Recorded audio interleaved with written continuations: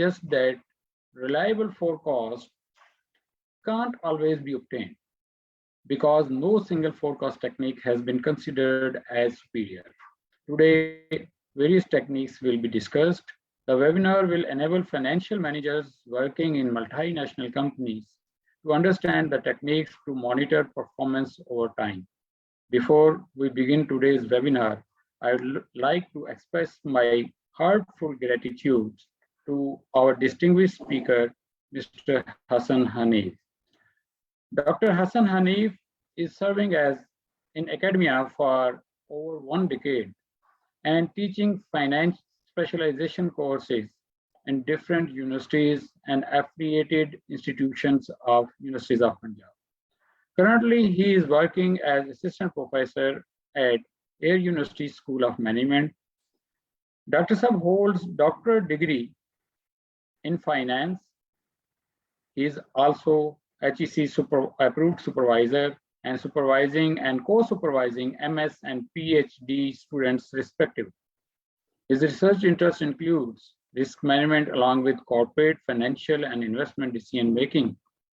He is the author of numerous research articles on risk management, international financial management, and performance management. His research is published in well-reputed national and international journals. Without taking more time, I request the honorable speaker of today's webinar, Dr. Hassan Hanif, to come forward and enlighten the audiences about methods of exchange rate forecasting. Dr. Sab, please. Thank you very much. I'm very humbled with the introduction that you have provided. It's a pleasure for me to be part of such a great fraternity, well-learned people. So I would be sharing, apart from the knowledge that I have acquired while teaching the international financial management and the different companies for which I have provided consultancy, how do they use this particular type of forecasting. So if you could please allow me to share my screen, because it would be more appropriate. Sir, आप allow है sharing कर लें sir. Got it. Thank you very much. So that is well explained by Muhammad Arshad Saab that we are going to have a brief session on the forecasting of exchange rates. So before we get into the discussion, that what are the different methods of forecasting exchange rate? First of all, we should try to analyze why do organizations even require forecasting of exchange rates. So let us briefly look at the decisions for which the organizations are required to forecast the exchange rates. The first decision is the hedging decisions. If you could just imagine that a company is working in Pakistan and it's going to export or import some material from USA. Today it has put the order and it might receive the order after a month or 45 days. So all of you are well aware that how quickly there is fluctuation in the value of the dollar. So today, let's suppose if the price of the dollar is 116, when you are going to make the payment, the price of dollar is 175. So your payment bill would surge substantially. So the first thing that the organizations are more concerned about is whether they should be hedging their decisions or not. As you know that when we talk about hedging, there are derivatives and spot market hedges as well. So if we get a bit of time, I will also enlighten you about it. Then short-term financing. Excuse me, Dr. Saab. May I just interrupt you just for a second? Sure. Dr. Saab, can you please do the presentation mode? वो bottom right side पे आप देखिएगा एक presentation mode होता है उस पर जरा click कर दीजिए. So you're saying that how am I supposed to click there? ये bottom right side पे आपका एक icon होता है. Got Extreme it. right side bottom. Got it.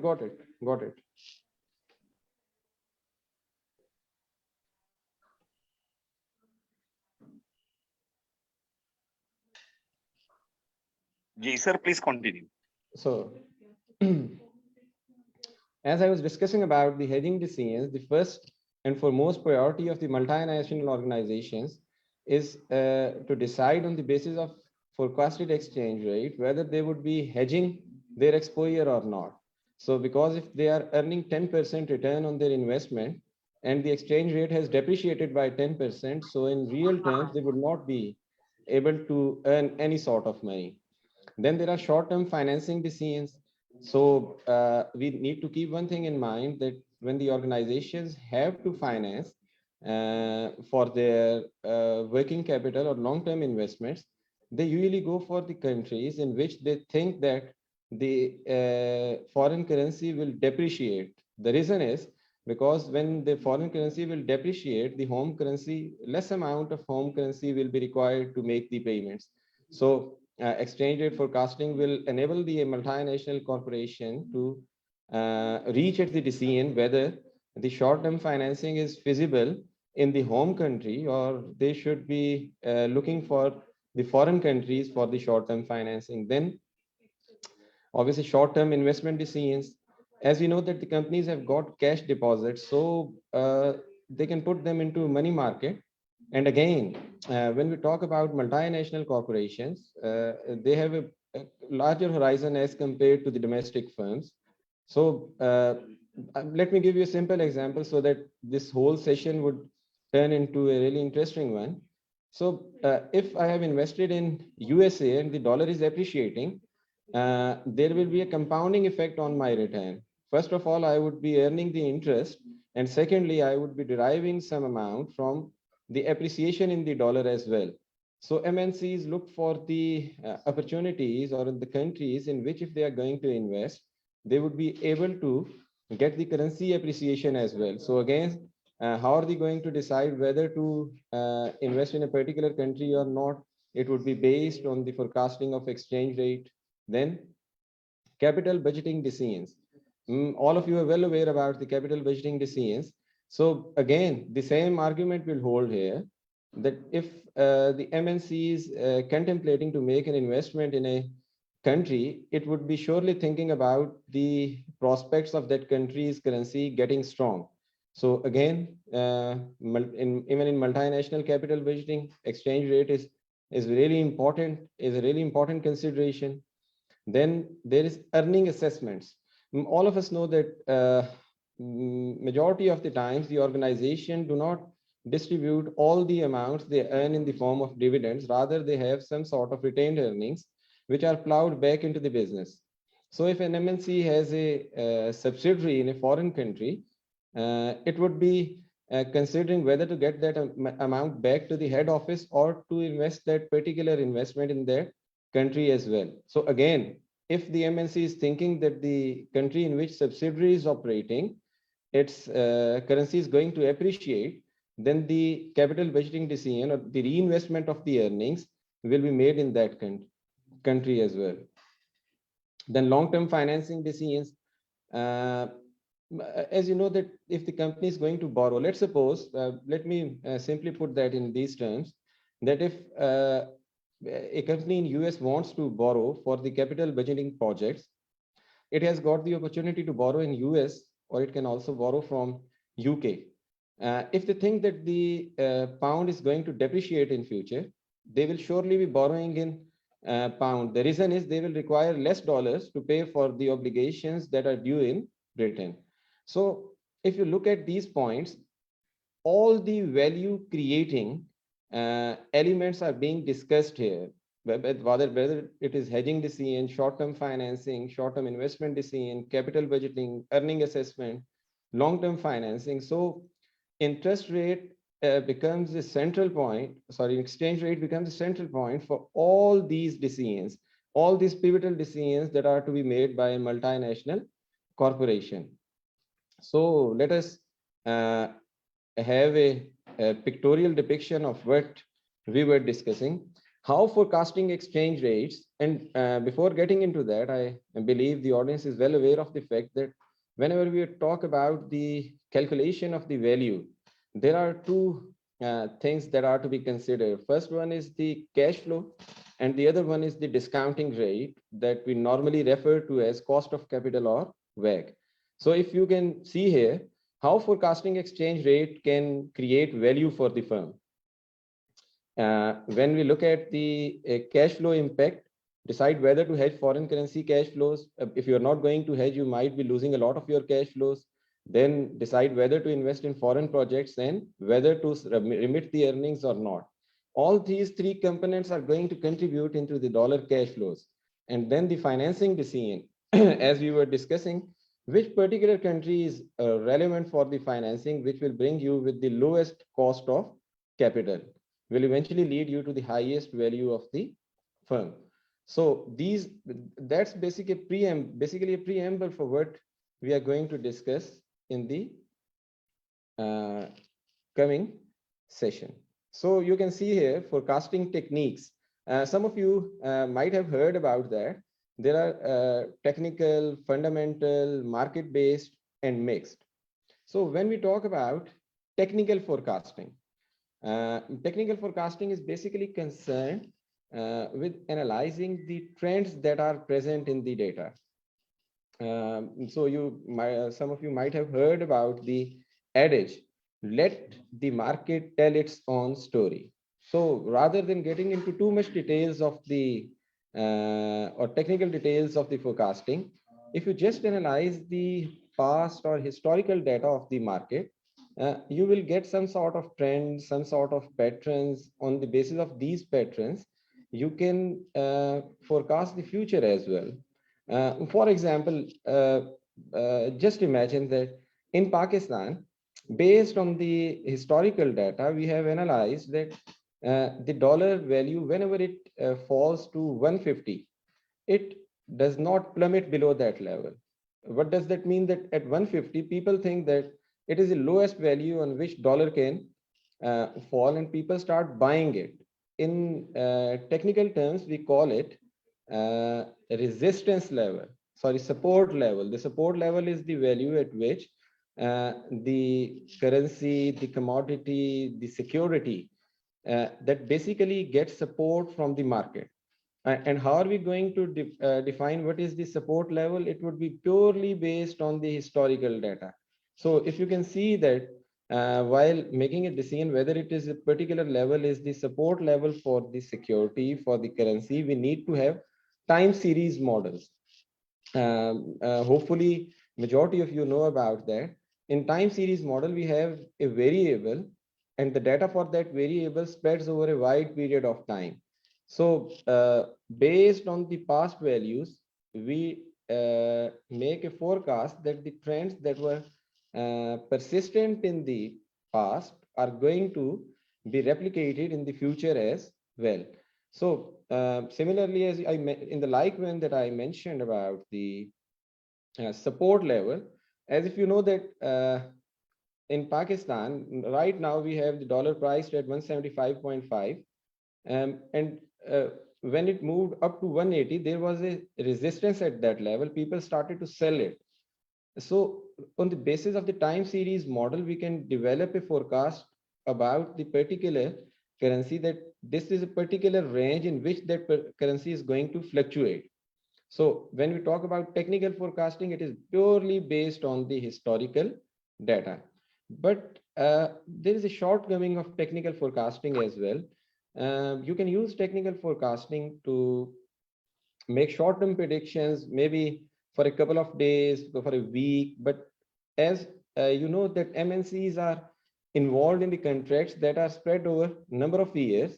So this particular technique of forecasting might not yield efficient results. So this point brings us to the next forecasting technique, that is fundamental forecasting. As the term itself suggests, that we are not just going to look at the historical elements or historical patterns or trends to gauge the future values of a particular currency. Or rather, we will be looking at the fundamentals that derive the exchange rate. And when we talk about fundamental economic variables, you know that it's inflation, it's the gross domestic product, it's the interest rate, it's the national income, and it's the government restrictions and consumptions. So let it put in a simple word. If you think that the interest rates are rising in Pakistan, when we talk in the context of Pakistan, there is a bit of confusion as well, because the dynamics that are persistent, or dynamics that we find in other countries are not exactly replicable in a developing country like Pakistan. But still, just imagine that if interest rates in Pakistan are high, investors will try to switch their money or move their money to Pakistan. As a result of that, we will be having a higher inflow of the foreign currency. And when the supply of the foreign currency will increase, eventually that will lead to stronger rupee. So here we are making a decision or making a forecast based on the fundamental variables. So one fundamental variable, and that is corollary, that is an accepted truth, that whenever the interest rates in a country rise, it invites the hot money. And as a result of that, as a result of influx of the foreign currency, there is a chance that the local currency will appreciate.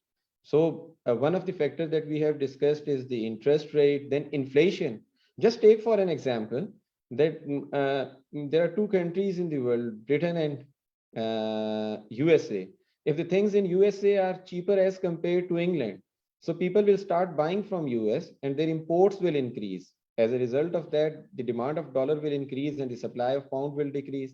That will lead to stronger US dollar. So another fundamental element, whenever you see that inflation in a particular country is high, it will result in deteriorated exchange rate for a home currency. And these are the variables. We can have a long discussion on that, but just to cut the long story short, how are we going to quantify their impact while making the fundamental forecast? We know that there are regression models in which we have dependent and independent variables.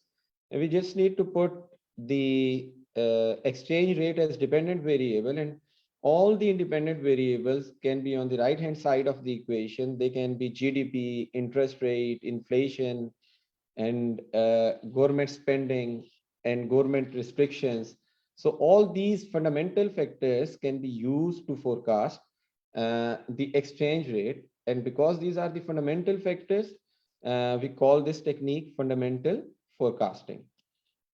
And again, if you have heard about the purchasing power parity, that the prices of the goods or commodities are same across the countries, but they are adjusted for exchange rates.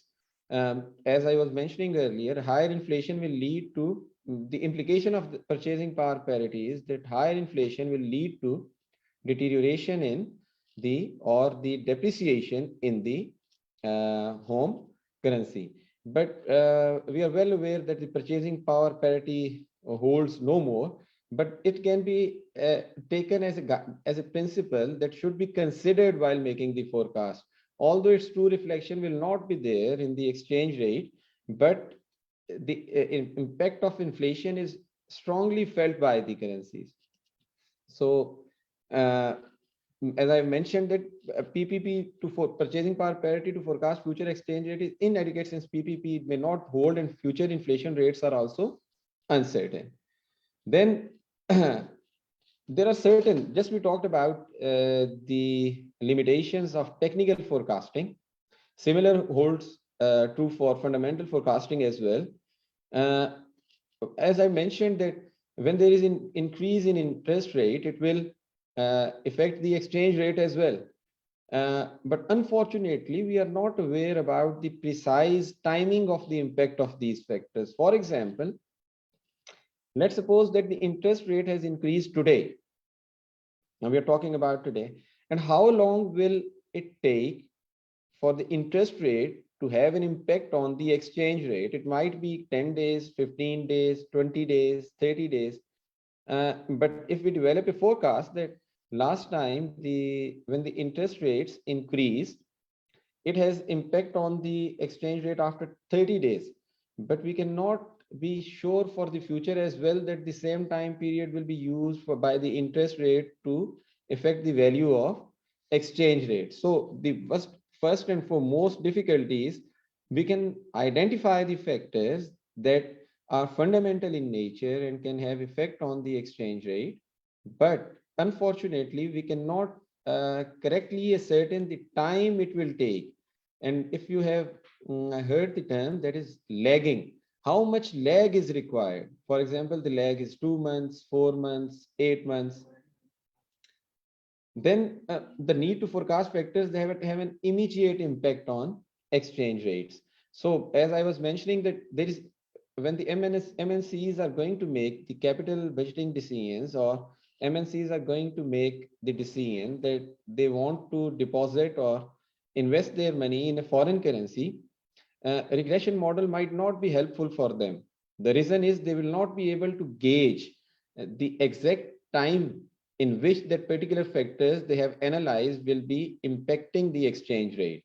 So that is another limitation. Then there are, if you can look at that, this point is very interesting, that the emission of factors that are not easily quantifiable. For example, nobody thinks that there would be a strike in a country, and there was a strike. Nobody can imagine, or nobody can put that into the forecast, and nobody can quantify its impact as well. So there are certain factors. If you just look at the regression model, or recall the regression model, it is alpha plus beta into variable 1 plus error term. So error term reflects the effect of those variables which are not being incorporated in the model. So there might be omission of factors that are instrumental in modeling the exchange rate, but unfortunately, we might not be able to get hold of them. Then changes in the sensitivity of currency movements to each factor over time. So that's an important point as well. For example, that the last time we forecasted the exchange rate, we found out that with a change of 50 basis point in the interest rate, there is 1% or 0.50% change in the currency as well. But we cannot say with surety that this particular relation is going to hold in future. So that sensitivity might be fluctuating in the future as well. So these are some of the limitations of technical and fundamental forecasting. Then the next technique is market-based forecasting. So market-based forecasting simply refers to using the current rate and the future spot rate to make the guess about the best estimate of exchange rate in the future. So there is a theory in finance that states that unbiased forward rates means which are not biased toward, which are neither downward or upward bias, will be exactly equal to the expected spot rates. So when you get the forward rate from the market, the companies majority of the time think that that particular forward rate is the best guess of the expected spot rate to be that they can expect for the future as well. And there is another thing, it's a bit of technicalities involved in that, that is interest rate parity. It is being, this theory is being provided by Ewing Fisher. It is also called international Fisher effect, that the real interest rates across all the countries are equal, although that does not hold because it does not consider the risk premium factor in it. But difference in interest rates can also be used to make a forecast about the future. And if I elaborate that a bit, for example, if there is a higher interest rate in India and lower interest rate in Pakistan, then it would, exchange rate is fixed. Then this would be really easy money for anybody in Pakistan. He will just convert his PKR into Indian rupee, and then after 1 year enjoying higher interest, he can convert that back into PKR and earn a riskless profit well above the rate that is being prevailing in Pakistan. So what that particular theory states, that if there is higher interest rate in one country, it will be offset by depreciation in that particular exchange rate. So when we talk about market-based forecasting, interest rate parity can be used as a principle to make the adjustments. So as I mentioned earlier, we cannot take that on face value and just make our calculations purely on interest rate parity, but it can act as a guiding principle for making the decisions. Then we have discussed three techniques here. One was technical, then fundamental, and finally we talked about market-based forecasting. So let's suppose that if an MNC is interested in making an investment of more than 500 million in a country, so they would not be relying on a single estimate, or they would not be relying on a single technique. Rather, they would be using the combination of the techniques. They will be using technical forecasting as well, then fundamental, as well as the market-based forecasting. So you need to be wary about one thing. Some forecasting techniques might be good for a particular country. For example, that the MNC has analyzed that whenever it has made forecasting based on fundamental factors for UK, it held good. But whenever it used fundamental forecasting for Canada, it did not work as well as it worked for UK. So what we are trying to decipher here is which we cannot say with conviction that which forecasting technique is better, but you can apply different forecasting techniques across different countries, and you might be able to get a result that is the realized value that is closer to the forecasted value. Then we can also make use of the probability distribution as well. So when we derive the estimate for technical forecasting, then fundamental forecasting, then we derive estimate for market-based forecasting, we can assign the weights to each forecasting technique as well. And we can also calculate the weighted average exchange rate. So we can assign different forecasting techniques across different countries, and we can also assign different weightages across different forecasting techniques as well. And you can see that the actual forecast is the weighted average of various forecasts that are being developed.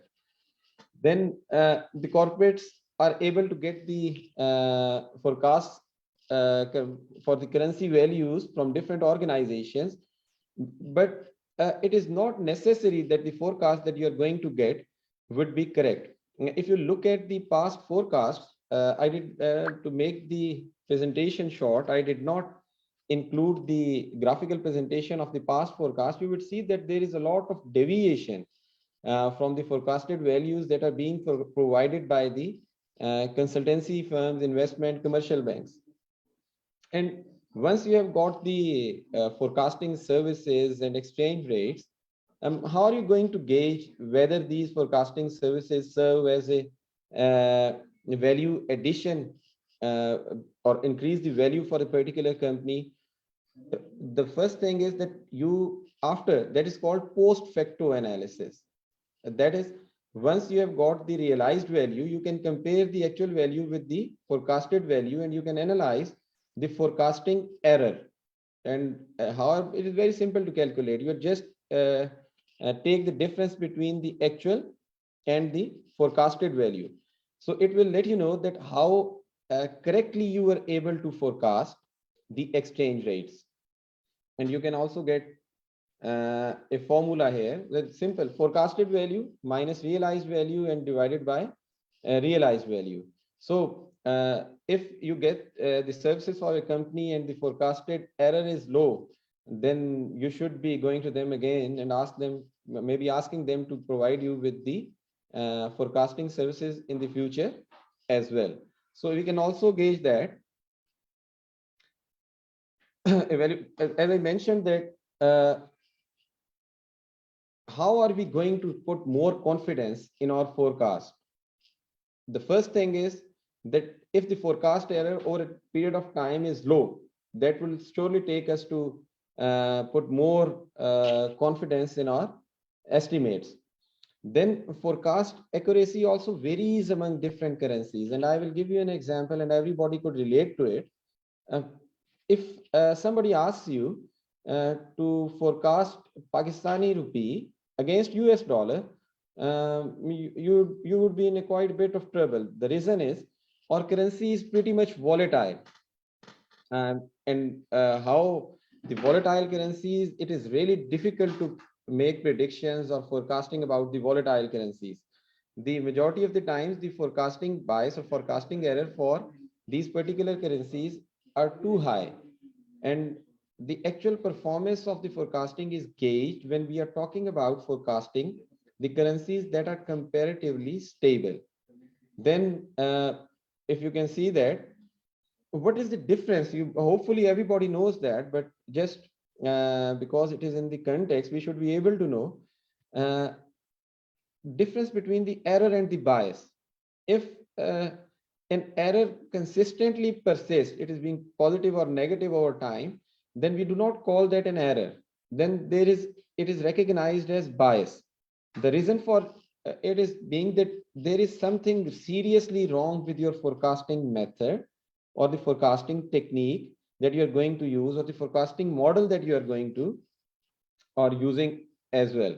So there's a bit of maths here, and there is a simple regression model how you can gauge the forecasting bias. We have simple regression model. Alpha naught is the constant here. Alpha 1 is the coefficient for the exchange rate and forecasted value, and then the error term. How are we going to analyze if as if we are overestimating or underestimating? Simply just imagine that if your realized value is higher than the forecasted value, that means you have underestimated, because the forecasted value is low and the realized value is higher. For example, just put it in simple terms, I forecasted that a US dollar would be worth 180 on 15th of February, but actually it turns out to be 180. That means the actual value is lower than the forecasted value. That means I have underestimated that. So if you can just look at the maths, if for a exact forecast, there should be no constant. The value of the coefficient should be beta coefficient, or slope coefficient should be reflecting all the changes in the exchange rate.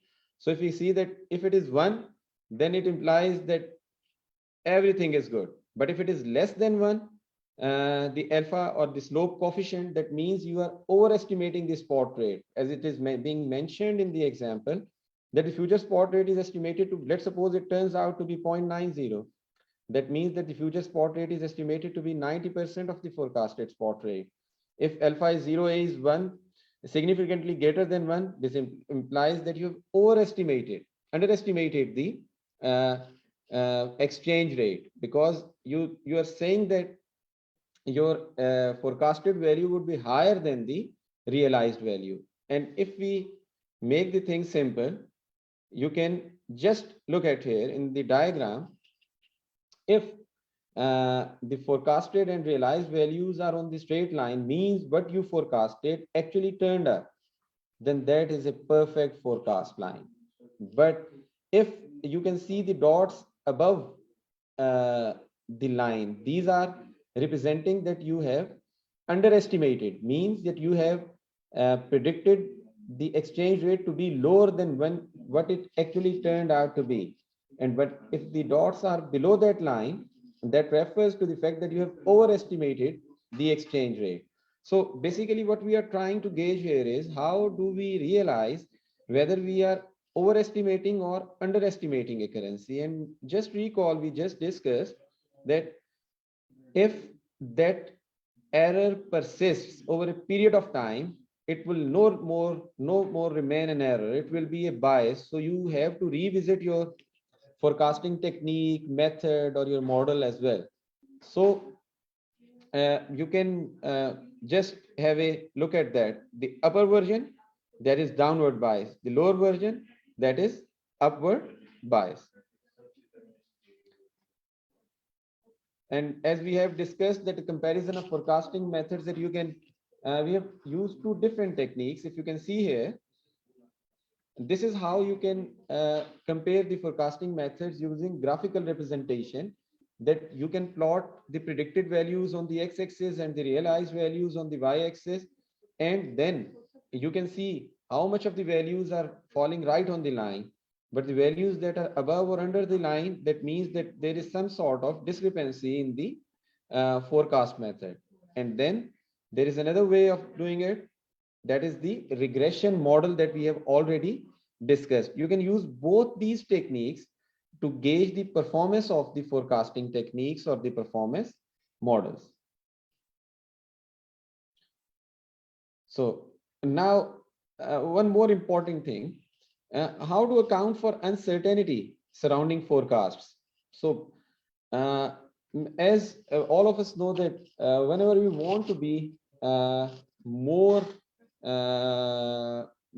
we want to be more confident about the estimates that we are making, whether we are preparing a cash flow statement or we are going to have a feasibility of the project, the one thing that we need to incorporate in that is sensitivity analysis. And how does it is perfectly related to what we have discussed earlier. As we were saying that we are not aware that what would be the value of interest rate in coming 2 months. We are not sure about that. What would be the inflation in the coming 2 months? We are not sure about that. So one way of dealing with it is we can assign the possible values of inflation in our model. We can change the values of interest. Let's suppose that what happens if the interest rate is 9.20, 20 basis points above 9, then if it is 9.5, it is 9.6. So we can rather than relying on one estimate, we can go for more than one estimate and see how our exchange rate responds to that. So by bringing in the sensitivity analysis, we get a range of the figures that can give us a more clear view of what our exchange rate might be in the coming future. Similarly, we can also have interval forecasts as well. So as you know that when we talk about point estimates, as a result of forecasting, we only get one estimate. And rather than getting one estimate, we can be using the values that are being provided in the sensitivity analysis. We can, as we discussed, we can develop a wide range of estimates. For example, by putting inflation rate as 3%, then 3.1%, 3.2%, 3.3%, and then we can develop a range rather than having a point forecast. It would be more appropriate for an organization to have an interval forecast. For example, that it would be more safe to say that US dollar would be between 174 to 177 rather than saying that it would be ending up with 174.90 at the end of February. So when we are going for interval forecasts, we can put more confidence in our analysis. And when we're talking about MNCs, exchange rate is one of the factors that is really instrumental in defining the value that they create. But there is altogether a different business also running on the back end. For example, if we talk about the multinational companies, Google, Facebook, they're operating in different countries. They also have their cash flows model as well. So when we do get the interval forecast, we can prepare ourselves for not only the average scenario, we can also prepare ourselves for the worst, best, and the average scenario as well. So majority of the times it is preferable to go for interval forecast, because all of us know that the only thing certain about future is that it is uncertain. We will not be, whatever we do, we might end up with a close forecast at best, but we cannot actually get a forecast that is exactly similar to what is going to happen in the future. As I discussed that you can create confidence intervals. We will, for example, there is 95% chances that, and when we talk about interval forecasts, it should not, because we do not have much time so that we can discuss about the details or we can be meticulous about it. But let's assume that there are 30% chances that inflation will be 3%, 20% chances that it will be 3.1%, and 50% chances that it will be 3.2%. So you can also attach the confidence as well. and that confidence will not be subjective, it will also be quantification. You can say with certitude that there are 50%, the 50% chances of occurrence that the exchange rate will fall in this particular domain. So what is the point in discussing that interval forecasts should be used by multinational organizations? That history tells us that it is really difficult to get a point estimate. So rather than basing all the estimates and all the back end working of the cash flows on one estimate, it would be preferable that if interval forecasts are used. Finally, that is the one thing. Why do we go for exchange rate forecasting? Because of the volatility that is being attributed to the exchange rate. As we know that the exchange rates across the countries are not stable. They keep on changing on the daily basis. And as I discussed earlier, a currency, if it is more volatile, it is going to have larger expected forecast error. The reason is, if there is any commodity, just take it as if there is any security in the stock exchange that is not that is stable, that pays a dividend regularly, it does not have much shifts in the prices, too much fluctuations. If we forecast the price of that security over 6 months, it would be comparatively easy. Just take for an example that we are talking about the currency of Afghanistan. So if you want to put an estimate on that currency, it would be really difficult to forecast it, and we will not be able to forecast even near to what it actually ends up in the future, majority of the times, because of the unseen events. So when we talk about volatility, where is the volatility coming? It is coming from the currencies that are less stable. Although other currencies also experience volatility, but the currencies from underdeveloped countries are prone to more volatility, and more volatility refers to higher forecasted error. So MNCs and forecast exchange volatility, so they can specify a range around their point estimates for forecasts. As I discussed earlier, rather than going for just single one estimate, you can go for interval estimate, in which covers your best, average, and adverse outcome. Now, a bit about the volatility as well before we wind up our session. Exchange rate volatility can be measured. How are we supposed to measure the volatility in exchange rate? The first and foremost and the easiest way is to calculate the volatility using historical data, recent historical data. For example, if you are going to make a payment about the consignment that you received from US, then and you're supposed to make that payment within a year, within a month, you can use the historical price volatility by simply calculating the standard deviation. Just take the series of the exchange rates and calculate the standard deviation. It will give you a fair bit of idea what is the recent volatility. But when we talk about the multinational corporations, they are not just making the account receivable or payment, or if we just put it in technical terms, they are just not managing the transaction exposure. They have to look at the economic exposure, translation exposure. They have different exposures to look after as well. So rather than just looking at the contemporary or recent volatility, it is by far better to have a look at the historical volatility over a longer period of time. And then a question comes in our mind that what does the price of rupee has to do with what has happened in 5 years ago? While making the calculations, that particular question is kept in mind. And as you know that whenever we have less importance for anything, we assign it a lower weightage. So we can take data for 5 years. We can calculate the volatility for let's suppose 2016, 17, 18, 19, 20 individually. And based on our estimates, it should not be subjective. It should have some rationale behind it.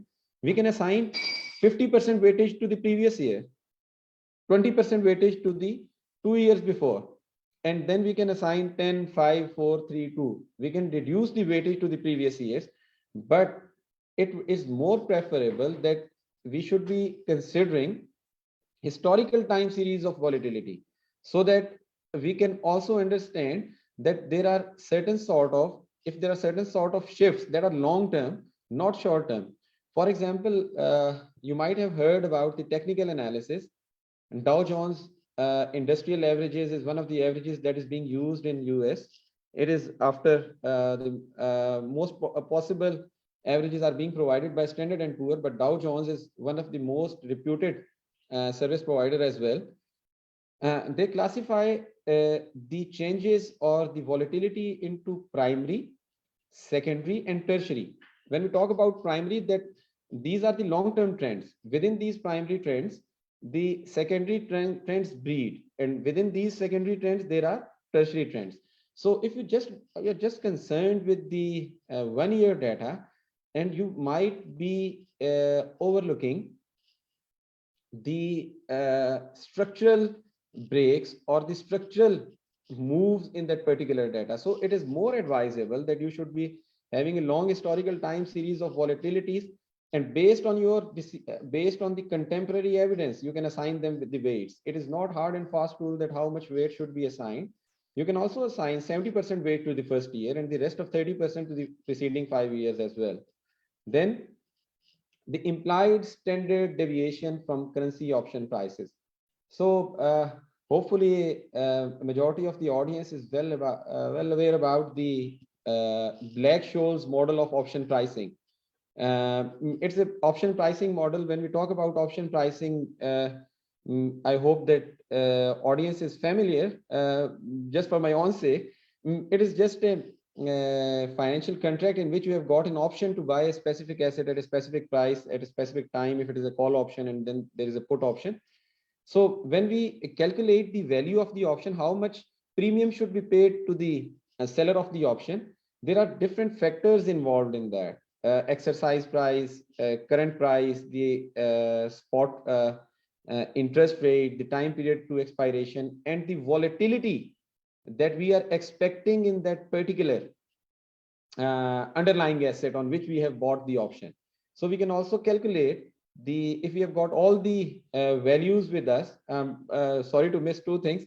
We also have the normal density functions, ND1 and ND2, that refer to the probability of option ending in money and ending out of money. So if we have got all these variables with us, we can solve the whole equation for the volatility. So we are referring to it as implied standard deviation that is being implied while the calculation of option pricing premium. So these are the different ways of calculating the volatility. So that's all from my side. Thank you very much.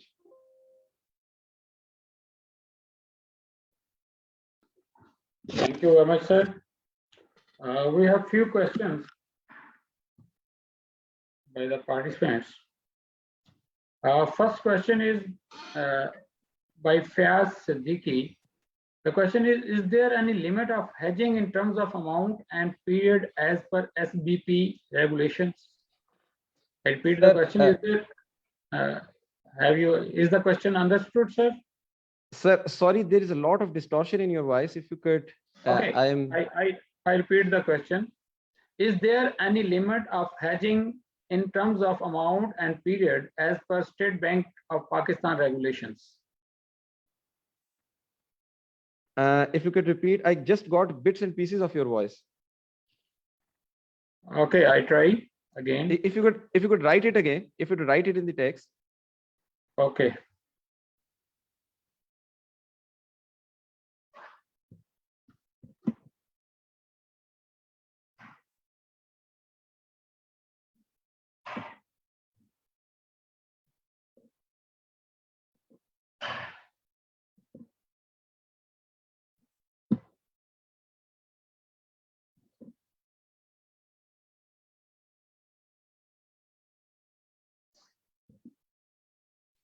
Am I audible right now, sir? Yes, sir. It's better from the previous audio.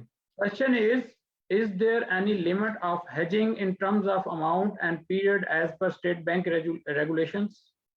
Sir, thank you very much. It has been an inconvenience for you to repeat the question again and again.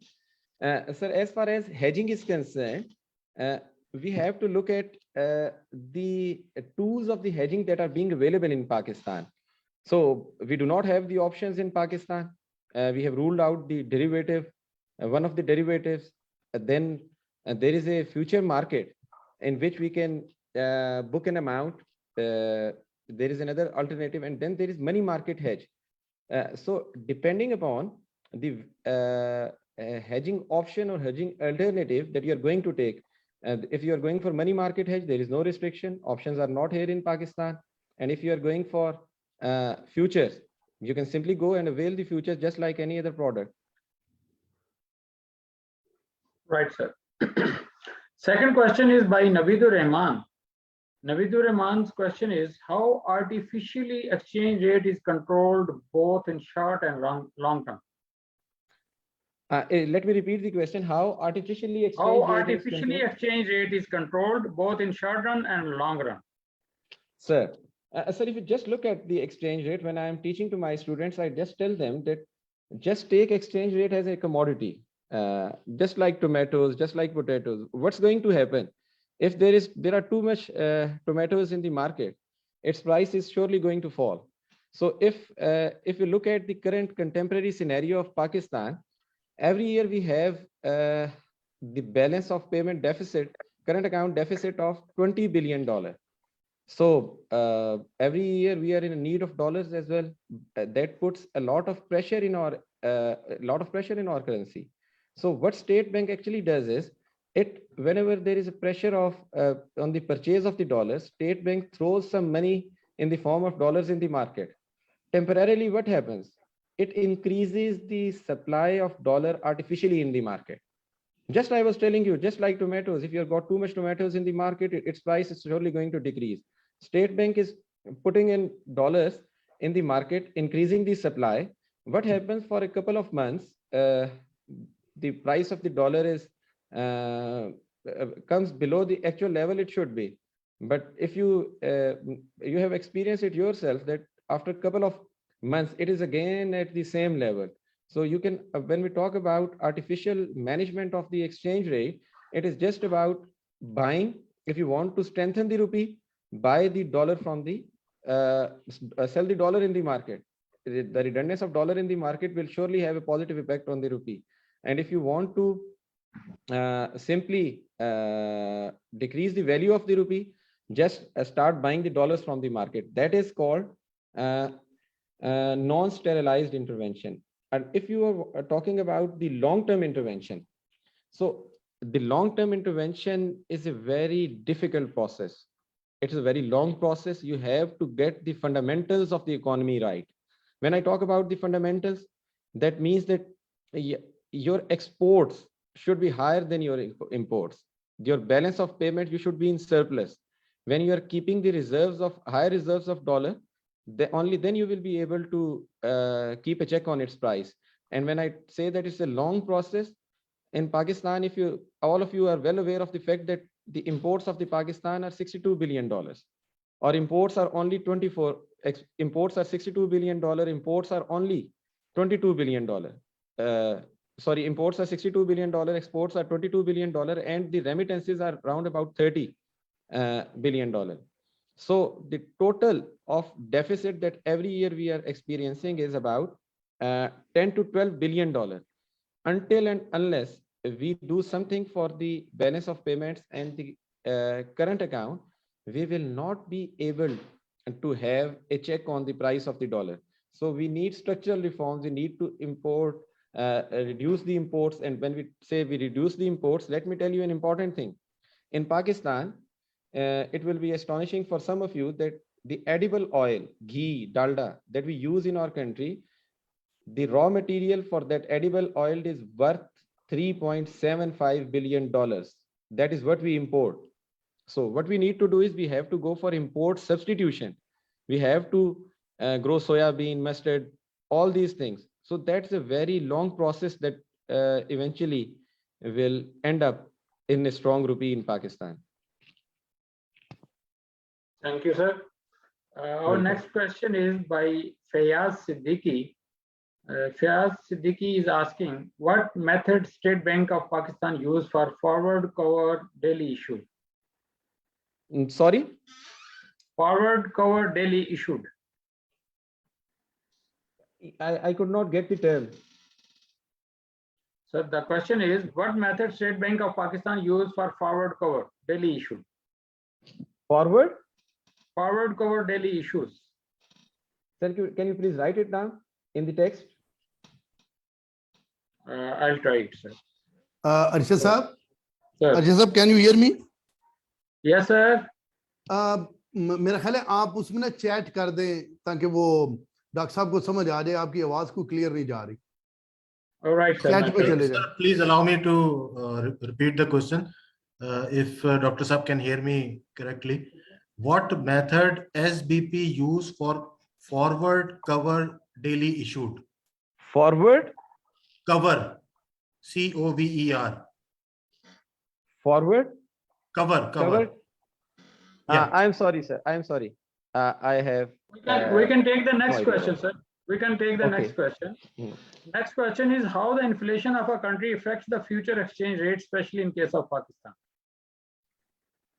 When we talk about, as I was discussing about the fundamental analysis, what of the fundamental analysis, the important element is inflation. Just take an example that there are two countries, US and England. If the things in US are cheaper as compared to England, what will happen? People in England will start buying from the US. That will increase the demand of US dollar and supply of pounds. So as a result of that, the exchange rate is going to, the effect on the exchange rate will be similar as we were discussing, that higher purchase of pounds, selling of pounds and higher purchase of dollars will lead to a pressure on the local currency. As simple as that, whenever there is inflation in a country, just imagine, let me put it in more simple words, very briefly. When there is inflation in the country, the price of everything goes up. Is it so? And similarly, just take dollar as a commodity as well. If there is inflation in Pakistan, just like any other commodity, the dollar will also be selling at a higher price. Right, sir. Sir, one last question, although there are lots of questions, but we'll try to close it down. And last question is, as you have mentioned that Pakistan stock exchange is volatile, it may crash anytime. Sorry, sir, sorry again. Can you please? Sir, as you have mentioned that Pakistan stock exchange is volatile, it may crash anytime. Then how can we forecast exchange rate for PKR, Pakistan rupees? As I was telling you in the session earlier, that it is very difficult to forecast the exchange rate for the currencies which are volatile. In Pakistan, you can see that just go beyond a year, and the rupee was trading at nearly 150.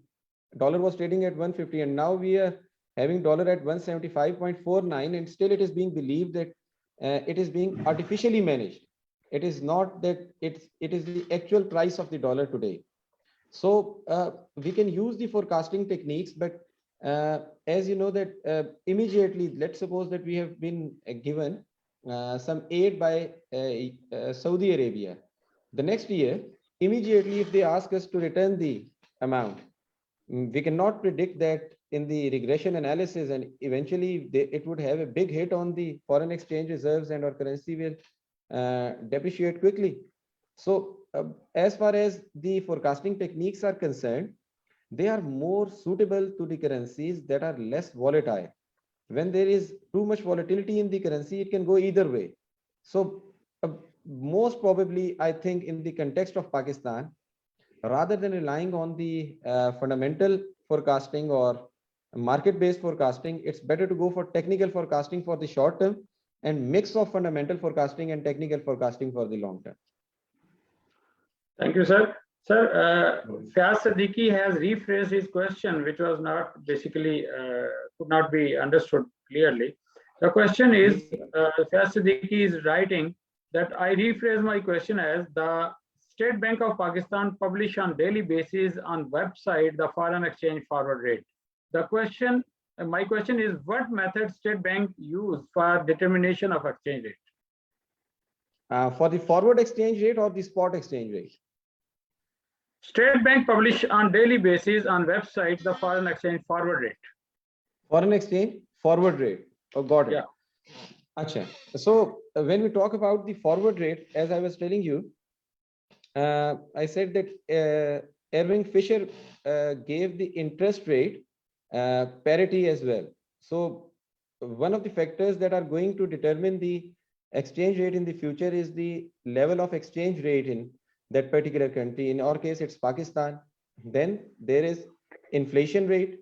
What will be the inflation rate in the future?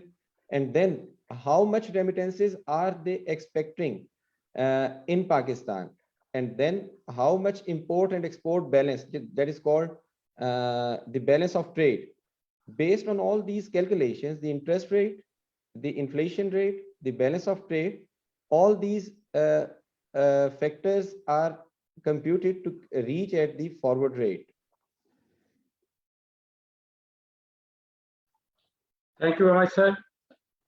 Now I will request Sir Shahzad Ahmed Malik, FCMA, Vice President, ICMA Pakistan and Chairman TSPD Committee. Sir has joined us for the valedictory note and concluding remarks. I request Shahzad Malik Sahab, who is the guest of honor for today's webinar.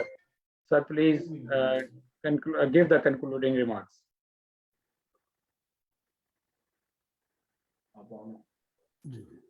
बिस्मिल्लाहिर्रहमानिर्रहीम। मेरी आवाज आ रही है अर्शद साहब? Yes, sir. जी, बिस्मिल्लाहिर्रहमानिर्रहीम। Thank you, Arshad Sahab. Assalamu alaikum and very good evening.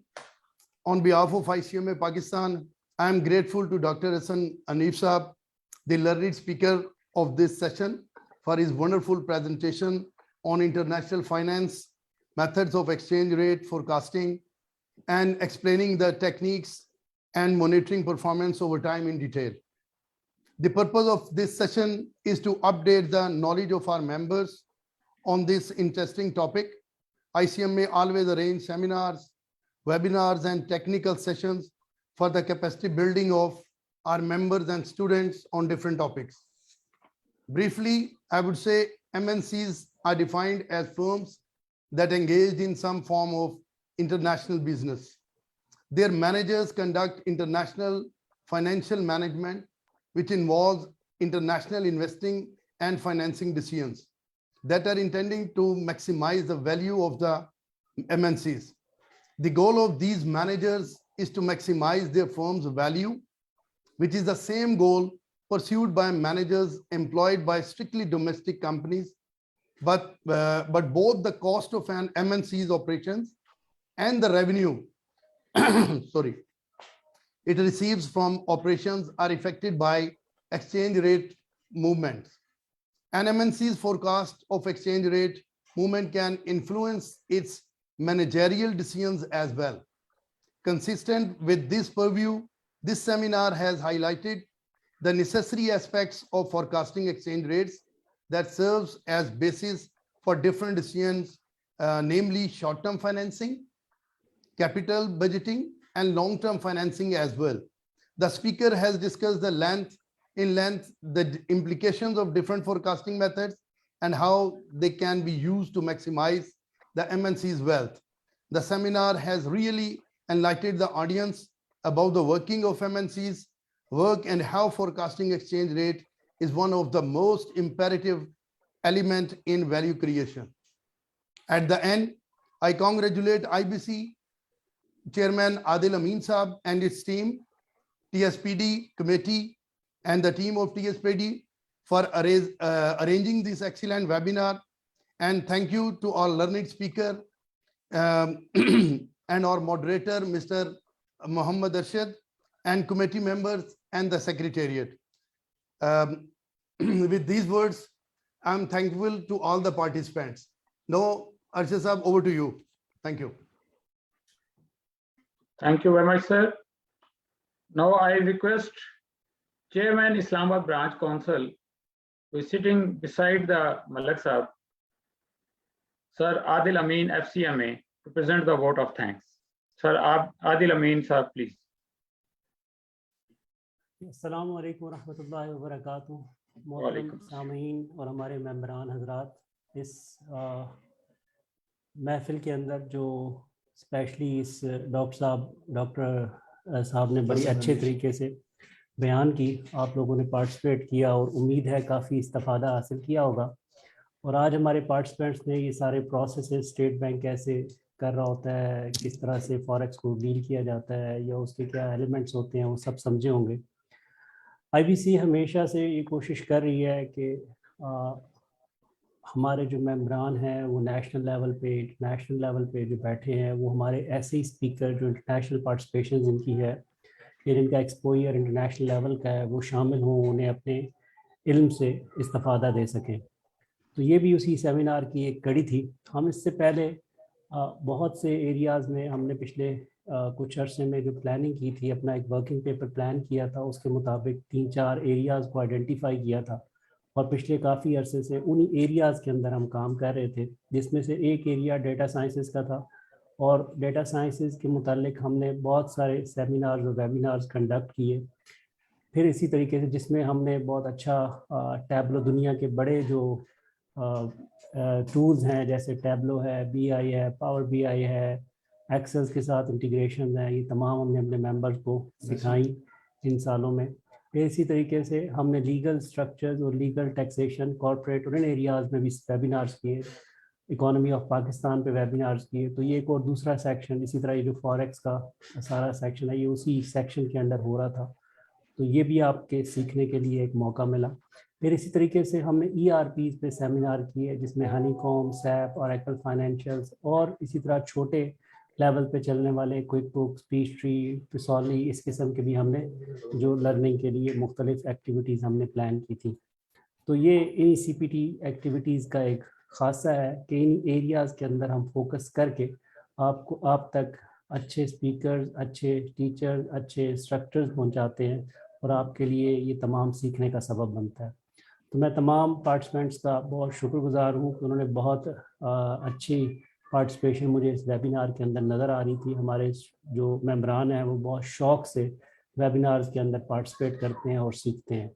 تو میں specially T S P D committee کا, وہ ہمارے ساتھ مل کے کام کر رہے ہیں, ان کا شکر گزار ہوں, شہزاد احمد ملک صاحب کا, اور ہمارے ہوسٹ, ماڈریٹرز اور باقی کمیٹی ممبران جو یہ ساری ایکٹیویٹیز میں, اور خاص طور پہ سیکریٹریٹ جو تگودوئی کے ساتھ, تندوئی کے ساتھ اس ایکٹیویٹیز کو کرنے میں لگا رہتا ہے. تو ان تمام لوگوں کا شکر گزار ہوں. تھینک یو سو مچ. السلام علیکم ورحمۃ اللہ. وعلیکم السلام ورحمۃ اللہ وبرکاتہ. I hope, is there anyone who want to contribute anything, or should we close it? Yes, I also want to say thanks. It was really nice meeting, and it was really nice to hear this seminar. Thanks to Sir Dr. Hassan Hanif, who has provided his input on the topic. And it was really nice to hear, and it has added our knowledge as well. I would like to thank Chairman IBC Islamabad Branch Council, Sir Adil Amin, and also Vice President Sir Shehzad Malik, and to you, sir, as well, Sir Arshad Qadar, to arrange such webinar online. It's really nice, I think, for ICMA members who cannot attend from institute, they can attend such seminars online. So thank you so much for arranging such webinars. That's all, sir. Thank you very much, ma'am. Thank you, Ji. Thank you very much. Allah Hafiz. Now first. Sir, just there is a little request from a number of members and some students that if Dr. Saab can share his presentation of tonight with us, so basically that will engage them in future as well. Dr. Saab, is it possible? Sure, sir. It would be a pleasure to share the presentation with the students. So unfortunately, we had a very brief time. I was just looking at the question and answer sessions. So we had a very interesting set of questions. So next time, inshallah, we'll try to address them as well. Sir, I will surely be sharing the presentation. Thank you, Dr. Saab. Thank you. Thank you, sir. Welcome. Thank you very much. Thank you, everybody. Thank you. Allah Hafiz. Allah Hafiz. Thank you. Bye. Now first.